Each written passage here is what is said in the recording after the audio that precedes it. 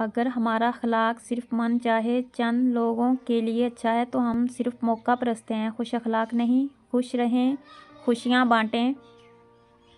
और कभी कभी ठोकरें अच्छी होती हैं। एक तो रास्ते की रुकावटों का पता लग जाता है और सबसे बढ़कर संभालने वाले और छोड़ने वाले हाथों का पता चल जाता है।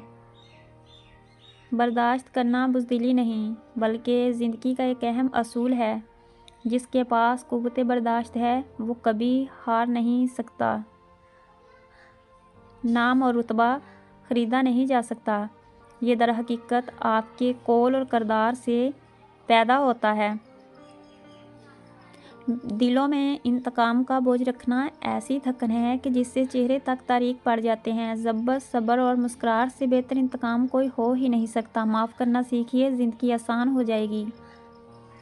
अपनी ज़िंदगी का मकसद फ़कत अल्लाह की खुशनुदी बना लीजिए, फिर आप कभी नहीं टूटेंगे, कभी नहीं बिखरेंगे, कभी नहीं हारेंगे। अपने दिल अल्लाह की मोहब्बत से सरशार कर लो। वही है जो हमेशा सा रहता है। इससे बढ़कर तुम्हें कोई नहीं चाह सकता। मामूली मामूली बातों को दिल में रहाइश ना दें, क्योंकि अगर ये दिल के मकीन बन जाएं तो बड़े बड़े रिश्ते मुसाफिर बन जाते हैं। खामोशी को भी सुना करें, ये बहुत खूबसूरत बातें करती हैं।